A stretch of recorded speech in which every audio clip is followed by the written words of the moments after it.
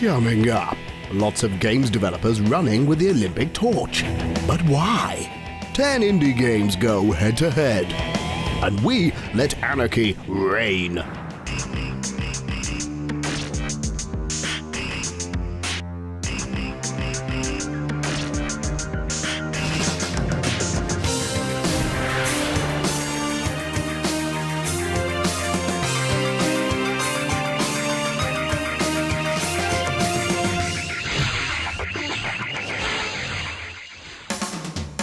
Just where is Peter Molyneux going in such a hurry with that Olympic torch? The Develop Conference in Brighton, England, of course. Hundreds of the world's top game developers congregated for a 3-day get-together. And hoping to be noticed amongst the hubbub were 10 independent developers showing off their latest creations in the hope of taking home the crown Best Indie Game at Develop 2012. Previous entrants have gone on to big things like Alien Spidey and Tofu: The Trials of Chi. So we're going to devote most of this show to this year's entrants, starting with...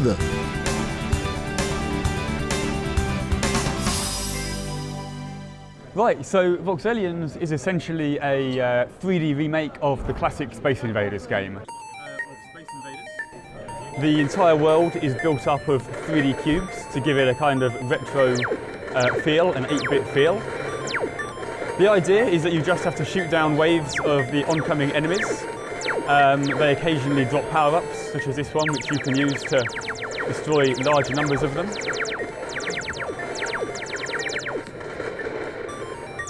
Each level basically gets more advanced than the one before. This first level is essentially flat, while players get a feel for the game. You have to dodge the enemy fire coming in like that, for example. And you get a time bonus for completing each level quickly. Next level gets a bit more complex in terms of the terrain. We can see, for example, there's arches which we can move under. We can seek cover from the enemy fire.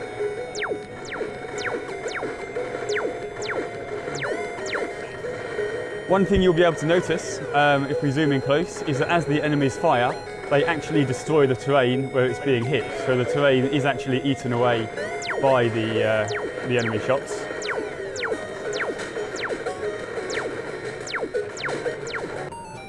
The levels get progressively more complex. As you can see on this one, there's quite a lot of obstacles to navigate around.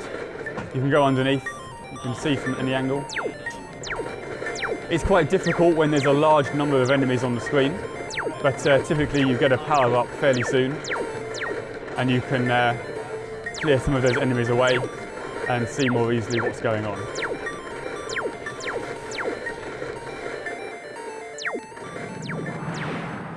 You first of all orientate yourself to this house. You can run around this house into all the nooks and crannies and the broom cupboards and all the little dark corners where there might be a set of keys that helps you open a cupboard. And you're just familiarising yourself with this place, and to an extent Grandad's personality as well. He's got a bookshelf that's full of all sorts of books that reveal a little bit about his personality. He's got designs for this house.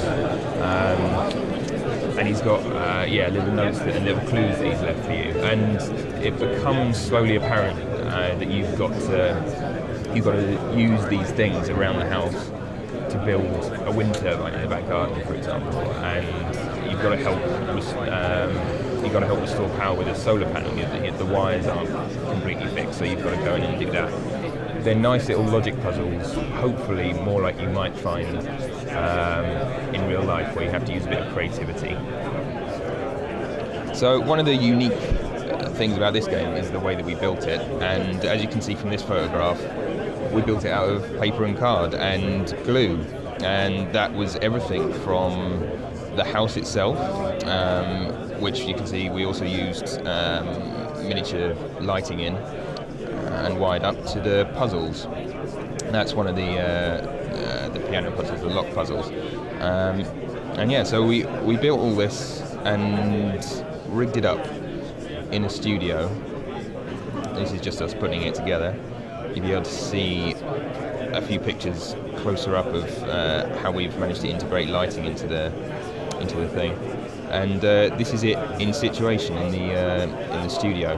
And so we lit it and made sure that we had the mood that we wanted. There's some early tests, and and then we filmed it all by hand. We could have used other technology, we could have done stop motion, but it was actually really important to us to maintain the link between the hand and the video, so it does wobble and it does show you that it's all handmade. And our cameraman Tom here kept saying, "I'm really sorry, it's wobbling. It's not right. I'll go and do it again." And I said, "No, this is exactly what we want. It's got to be like that. It's got to look handmade, and because then we're being truthful about it."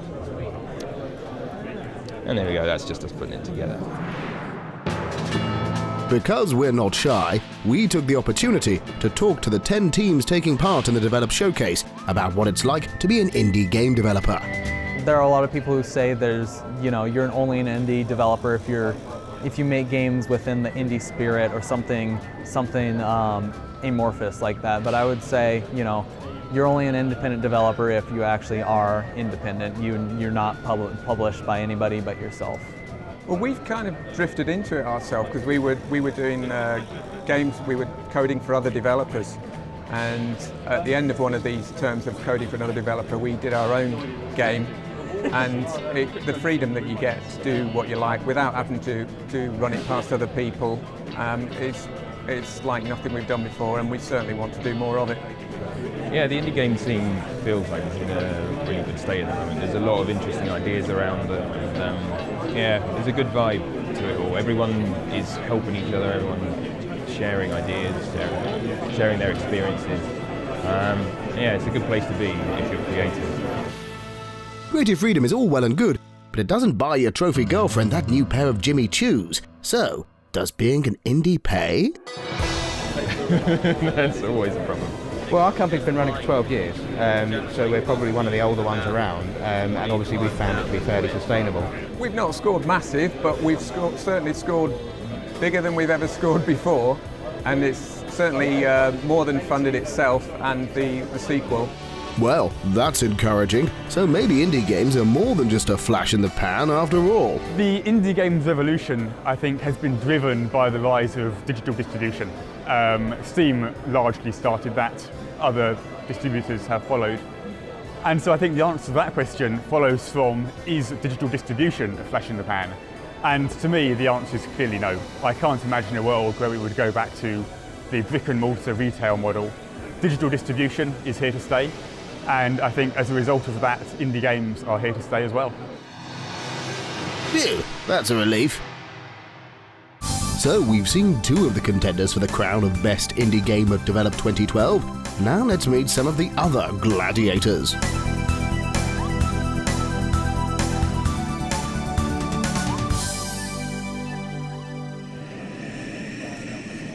Zack Zero looks anything but an indie game. The brainchild of a small group of veteran Spanish defectors from the world of AAA games development, its sophisticated visual style puts many full-price titles released by big publishers to shame.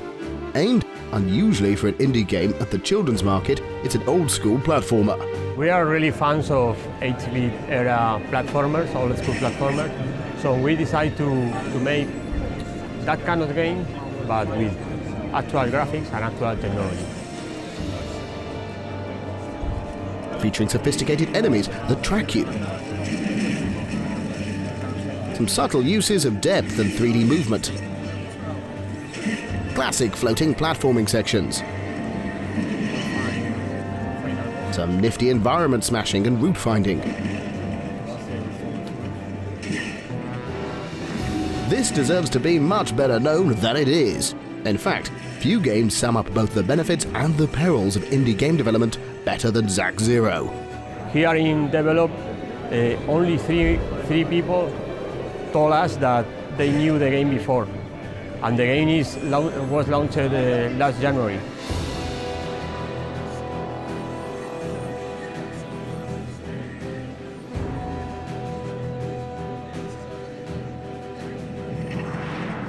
The Missing Ink is it's our take on the MMO genre. It is we think a lot of MMOs have a tendency to take themselves very seriously.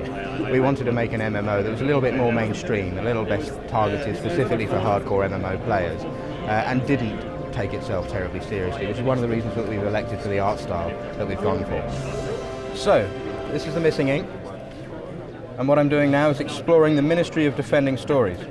The basic premise of the world is that there are multiple stories in the world that are all based on human culture and mythology and legends, Brothers Grimm fairy tales, Norse sagas, that sort of thing, and these tales have all become somehow slightly corrupted, hence The Missing Ink.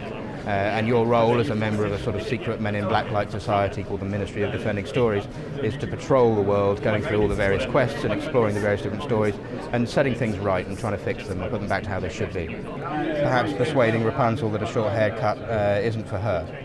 It's a multi-platform game, so you'll see that I can play in the same world regardless of what platform I'm playing on, whether it's a PC, Mac, a download, in a web browser, or indeed on the iPad later this year, and it'll be moving on to Android tablets early the following year in 2013.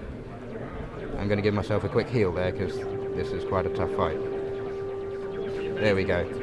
And I'm going to see if I've got myself some loot. I got a cup. That's not terribly terribly worth the fight, so I'm going to ignore that. Now, one of the other aspects of the game that I'll just briefly show you is that as you go through these various worlds, whether it's the medieval world or the science fiction world, you unlock different types of content and different types of features and items that you can then, nothing useful there, that you can then take to your own world. If I just briefly hop back to the Ministry of Defending Stories, I'll show you there are various videos around in the world that explain how you play it and the different things that you can do in the world. And if I go through this archway, I'll take you to one more section, and if we go into the Constructify section, I can edit my own private island. And every player in the game has their own construction space. I'm going to build myself a little viaduct. I can even go into a sort of Minecraft-style first-person perspective and chip away at things. And the wonderful thing about these own creations and these own worlds is that other players can be brought back to them and you can show off your creations and involve them in the content. You can make your own dungeons, your own raid zones, and that kind of thing. So it's a pretty broad, pretty full-featured MMO. It's a bit quirky, it's got a good sense of humour, and it's got lots of features that will keep people playing it and coming back for more. Still to come, when wrestling goes bad, anarchy reigns. And find out which was the best indie game at Develop 2012.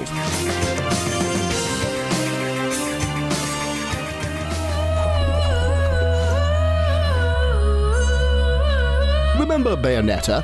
I'm sure you do. She had all the right moves. Some of which have made it into Anarchy Reigns, as seen in the game's practice chamber here. Come on! Climax!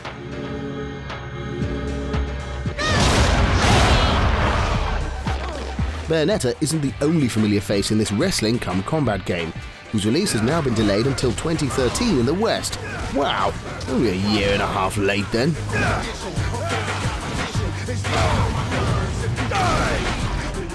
But in Japan, it's already out. Great! Being impatient types, we decided to take a gander.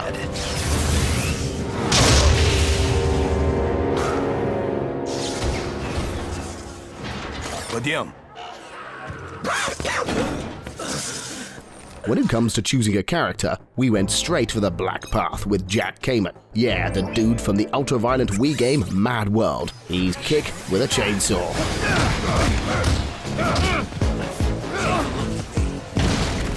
A word of advice, don't let your mouth get ahead of your tech. You're a bit underdressed. Hybrid arts and BPS bullshit are no replacement for a good old chainsaw on your arm. The story is loose, to say the least. You're a chaser, a kind of bounty hunter. The world is in anarchy. Bad types are getting away with it. It's your job to bring them to justice. Okay. Stages end with a boss fight, and preceding the action is normally a pretty drawn-out conversation between the combatants.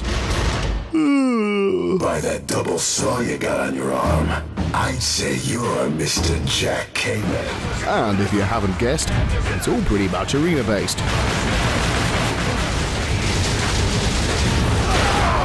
Hurry up and die!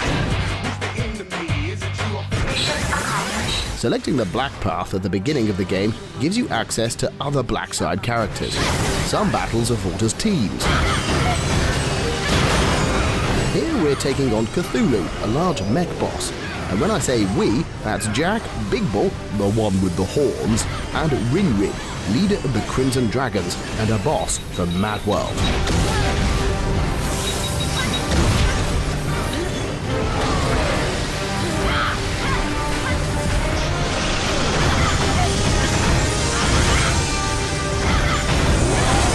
Rin makes use of her 2 flaming bladed fans. She's a lady after all.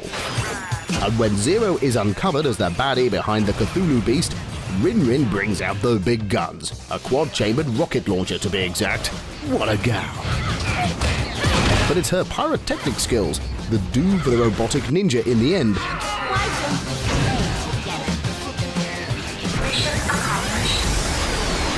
Securing a platinum medal for our hard work. Shiny! Another character we enjoyed playing with was the Baron, a case of pimp my anarchy. A triple ninja threat? No problemo. In the end, teamwork wins through.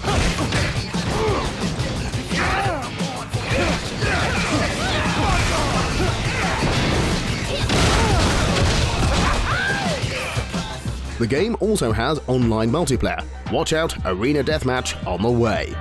Select who to play and off we go. The aim is simple. Navigate the map, locate the opposing team, and knock 50 Shades of Grey out of them. Yep, give them a right good fisting.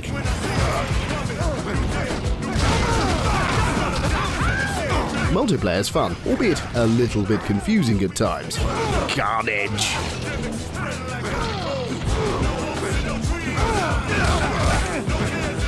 The team with the highest kill count at the end of the round is victorious. Oh well, can't win them all. And when you need a lift, there's always Bayonetta and that special move of hers. Come on! Climax!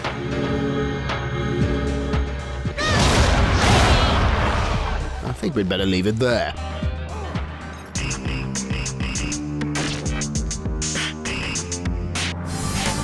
Okay, time to round up the remaining hopefuls gunning for Best Indie Game Glory at Develop 2012.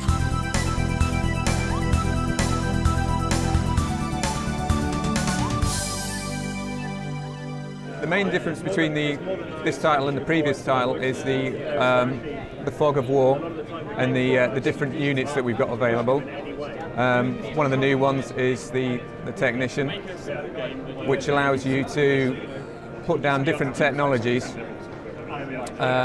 with an engineer. On the next turn, the centre gun, for example, will take out units that enter its radius. Great Big War Game is a turn-based strategy game.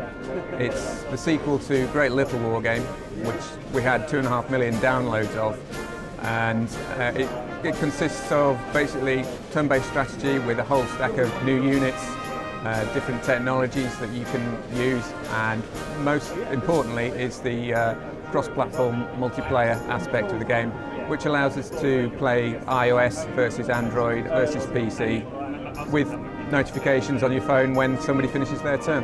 So if I end my turn, the enemy AI will now do its stuff in the fog, and I can start moving my offensive units towards the enemy base.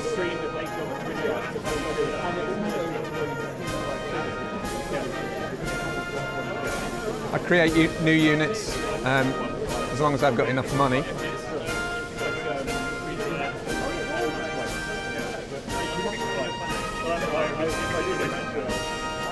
And then once you finish your turn, just end your turn. Yeah, check everyone else out, see what I think.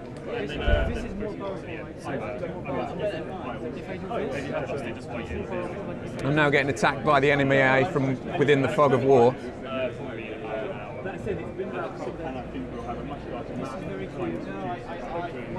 So we can see here the enemy HQ, and the object of the game is to take out the enemy HQ.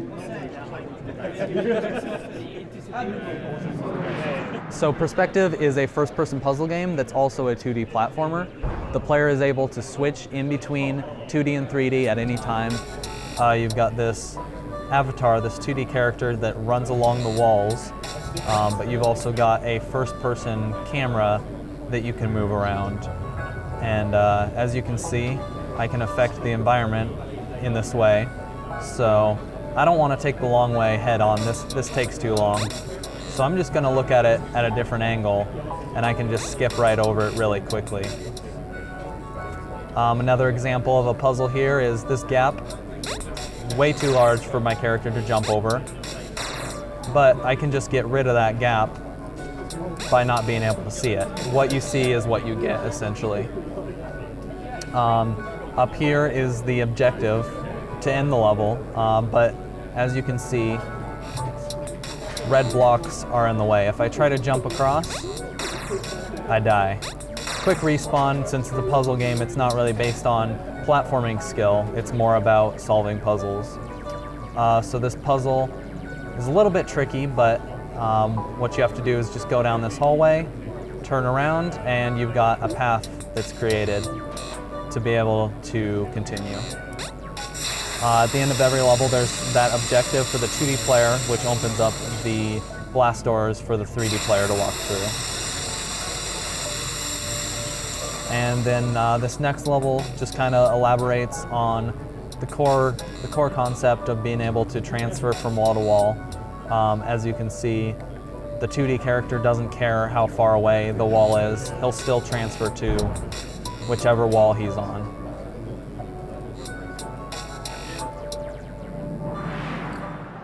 You can choose a power-up like a jetpack or an acorn grenade.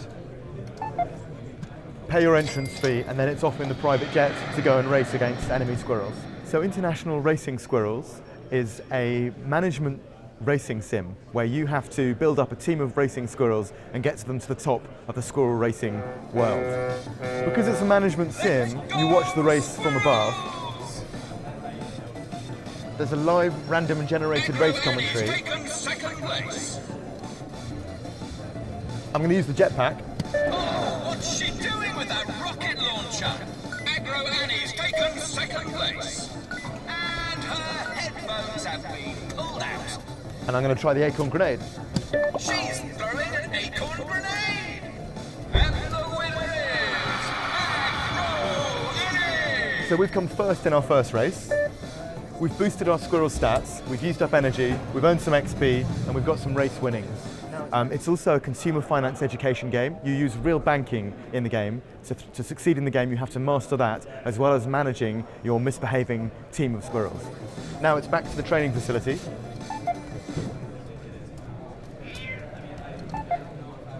And this is where we can carry on developing our game. We can go to the shop and we can buy stuff.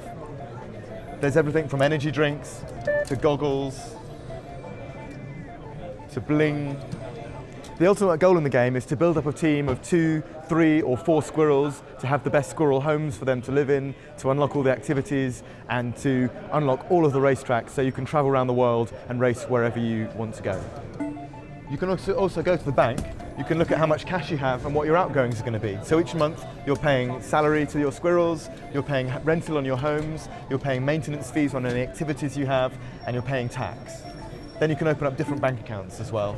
The key to achieving that objective is making the right decisions at the right times, being careful with your money, saving money, and expanding your team at the right rate, and having a good understanding of what things are going to cost. So, which of the 10 indie games on show at this year's Develop Conference walked away with the prize? Was it the beautiful Zack Zero? The 2D/3D cleverness of Perspective? How about Voxelians and its modern take on Space Invaders? Nope, none of those. It was Loom, the gentle adventure game with an eco-theme.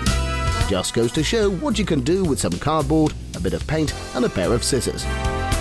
If you have a beard, that is. Ta-ra!